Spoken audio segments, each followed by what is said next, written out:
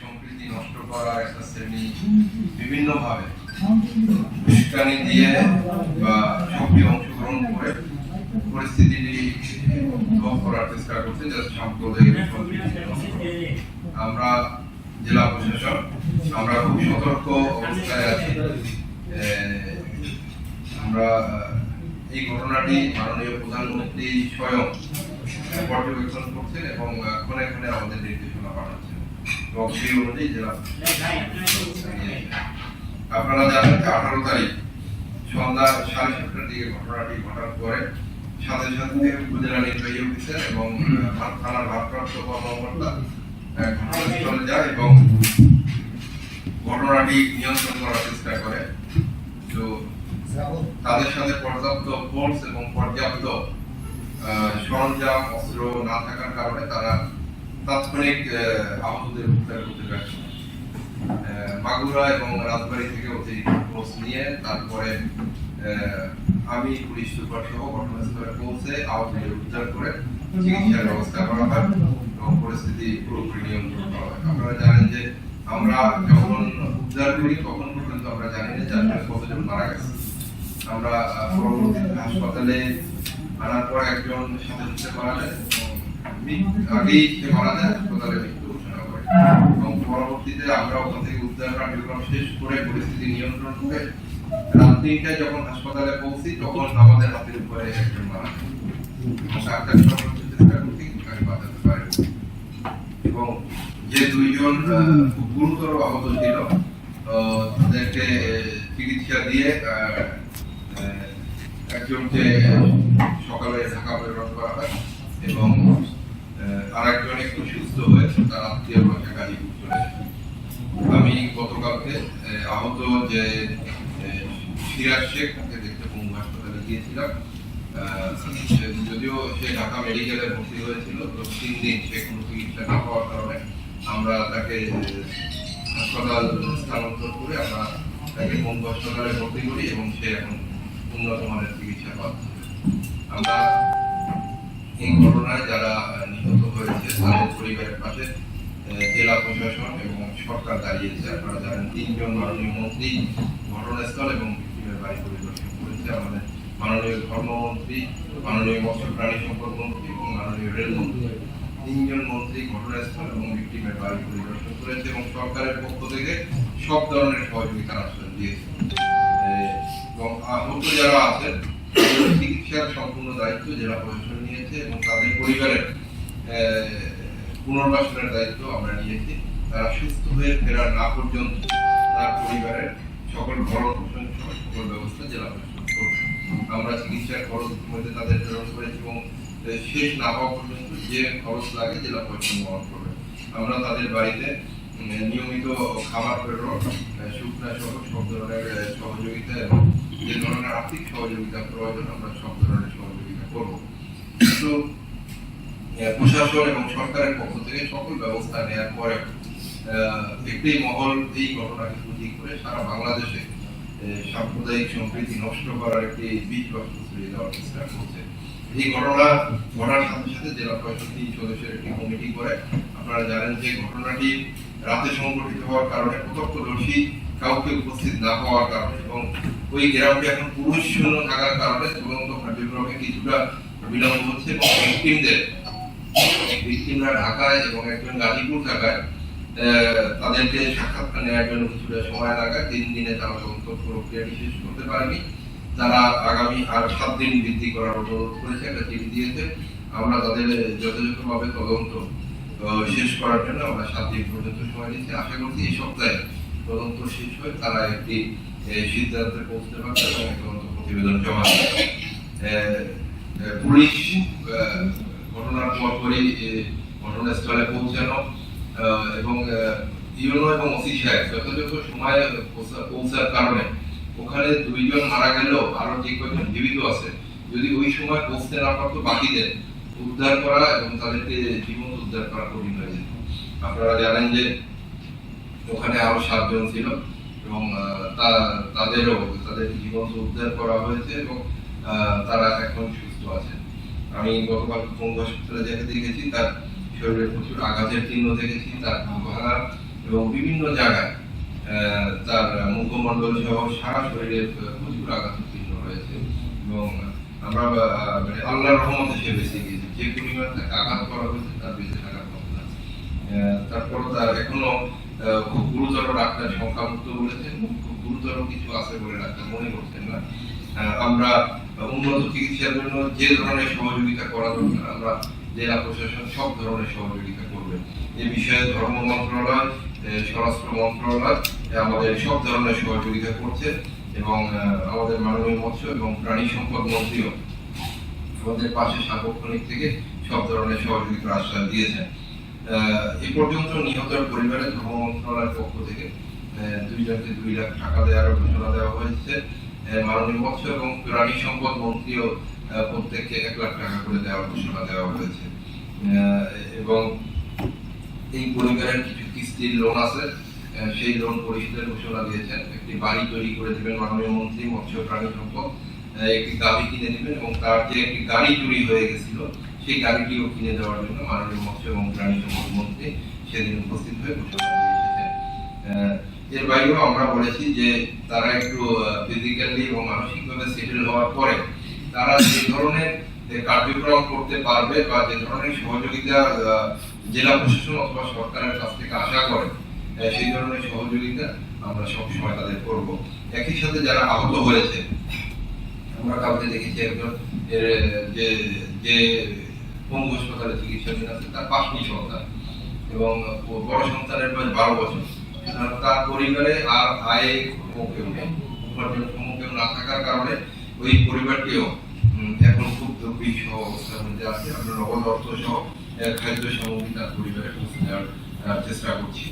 আপনারা জানেন যে এই ঘটনার 3 দিন পরে অবরোধ কর্মসূচি পালিত হয় এবং এই অবরোধ কর্মসূচিতে পুলিশের গুলিতে একজন আহত হয়, কয়েকজন আহত হয়, তবে একজনের অবস্থা গুরুতর থাকায় তাকে আমরা ফরিদপুর মেডিকেলে প্রথম ভর্তি করি, তারপর তাকে ঢাকা চক্ষু বিজ্ঞান ইনস্টিটিউটে ভর্তি করা হয়। আমি গতকাল তাকে দেখে এসেছি, তার একটি চোখের ভিতরে বেশ ইনজুরি ছিল এবং এই ইনজুরিটি রিপেয়ার করা হয়েছে।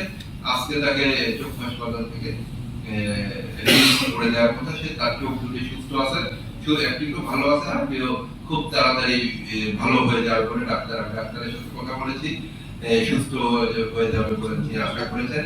তবে তার শরীরে অসংখ্য স্প্রিন্টার থাকার কারণে এটা আরো উন্নত চিকিৎসা লাগবে এবং এই উন্নত চিকিৎসার জন্য আমরা ডাক্তারদের অনুরোধ করেছি যে ধরনের চিকিৎসা যে হাসপাতালে দেওয়া প্রয়োজন আমরা সেই হাসপাতালে দিব। এবং এই অবরোধে আপনারা খেয়াল করেছেন এটা সচরাচর অবরোধের মতো একটি অবরোধ ছিল না।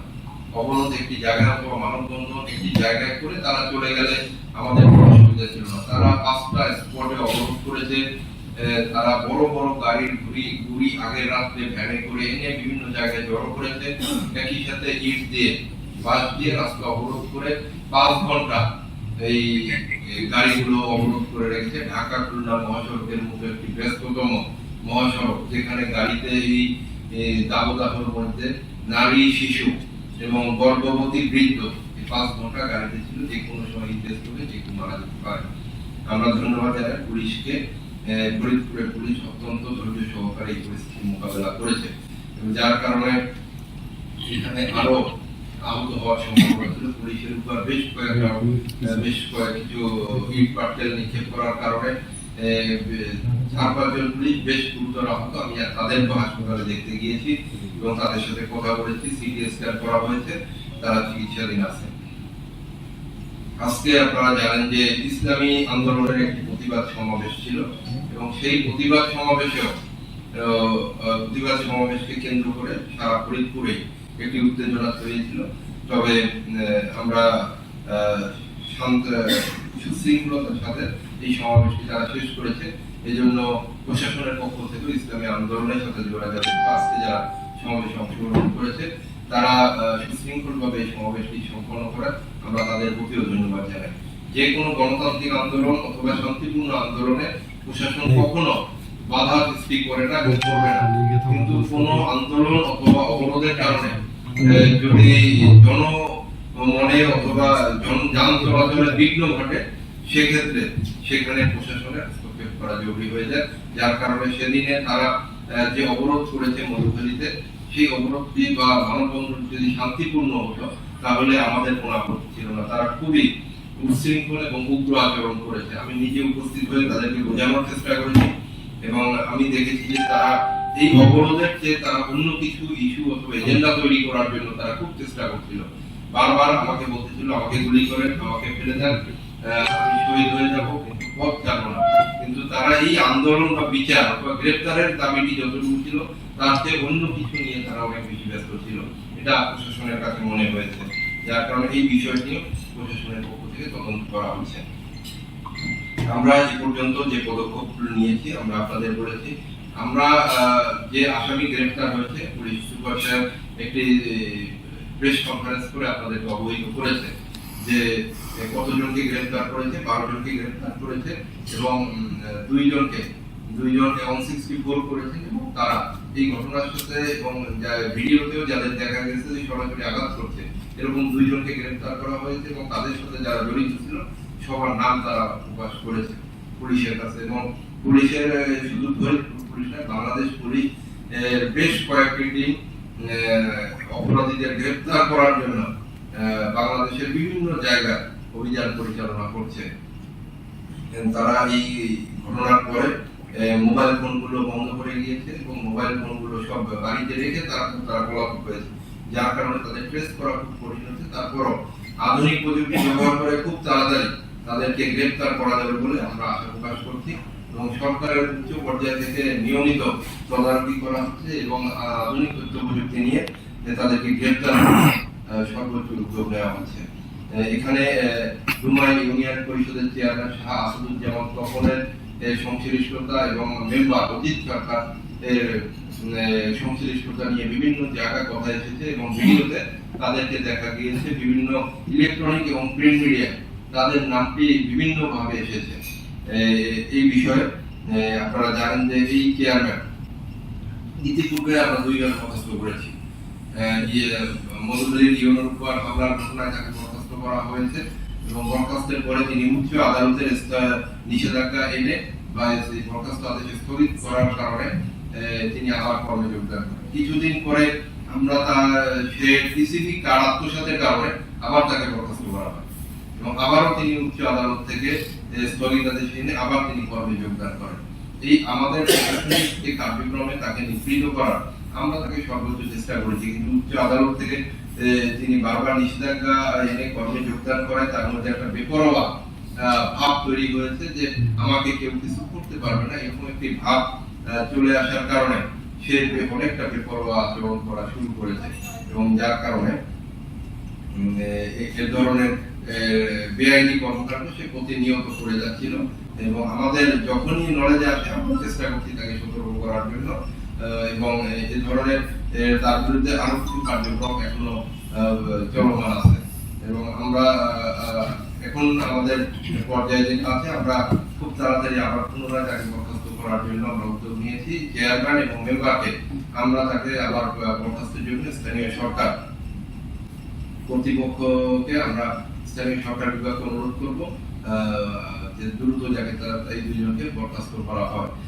একই সাথে অন্যান্য আসামি যারা আছে এই 2 জন সহ যারা আসামি তারা যাতে দেশ ত্যাগ করতে না পারে আমরা স্বরাষ্ট্র মন্ত্রণালয়ের মাধ্যমে আমরা বিভিন্ন বিমানবন্দর এবং আমরা পোর্টগুলোকে বন্দরগুলোকে আমরা সতর্ক থাকার জন্য আমরা অনুরোধ করেছি এবং স্বরাষ্ট্র মন্ত্রণালয় এরকম একটি অনুরোধ সবাইকে করেছেন বলে জননিরাপত্তা বিভাগের সিনিয়র সচিব স্যার আমাদেরকে অবহিত করেছেন যে আসামিরা যাতে দেশ ত্যাগ করতে না পারে সেজন্য তিনি ব্যবস্থা নিয়েছেন। তবে তাদের কাছে এই যে আসামিদের কারো কাছে পাসপোর্ট না থাকায় আমাদের ধারণা যে তারা বৈধ পথে বাংলাদেশ ত্যাগ করতে পারবে না, তারা অবৈধ কোনো পথে বাংলাদেশ ত্যাগ করতে পারে। তবে সেই জন্য আমরা সীমান্ত রক্ষী বাহিনীকে অনুরোধ করেছি, বর্ডার বাংলাদেশকে অনুরোধ করেছি এবং তাদের এনআইডি কার্ডগুলো আমরা সরবরাহ করেছি ছবি সহ, যাতে তারা দেশ ত্যাগ করতে না পারে। আসামিদের গ্রেফতার করার জন্য সর্বোচ্চ প্রশাসনের পক্ষ থেকে সর্বোচ্চ চেষ্টা করা হচ্ছে এবং যেহেতু চেয়ারম্যান এবং মেম্বার তারা জনপ্রতিনিধি, তারা শপথ করে জনগণের শান্তি শৃঙ্খলা রক্ষা করার দায়িত্ব নিয়েছেন এবং চেয়ারম্যান তিনি ইউনিয়ন আইন শৃঙ্খলা রক্ষা কমিটির চেয়ারম্যান, তিনি যদি নিজে আইন ভঙ্গ করেন, আইন নিজের হাতে তুলে নেন, তাহলে অন্য সাধারণ মানুষ আরো অনেক বেশি উৎসাহিত হয়ে যায় বেআইনি আচরণ করা এবং বেআইনি কর্মকাণ্ড করার জন্য। আমরা চেয়ারম্যান এবং মেম্বারকে আমরা গ্রেপ্তার যাতে দ্রুত করা হয়, অথবা কেউ যদি তথ্য দিয়ে আমাদের সহযোগিতা করে, অথবা কেউ যদি তাকে গ্রেপ্তারের জন্য সুনির্দিষ্ট তথ্য দিতে পারে, জেলা প্রশাসন তাদেরকে পুরস্কার ঘোষণা করতে। আমরা চাই যে দ্রুত তাদের গ্রেপ্তার করা হোক এবং এই গ্রেপ্তারে আমরা সাংবাদিক সহ সবাইকে অনুরোধ জানাই যে তাদেরকে গ্রেপ্তারের জন্য সহযোগিতা করেন এবং তথ্য দিয়ে আমাদের সহযোগিতা করেন।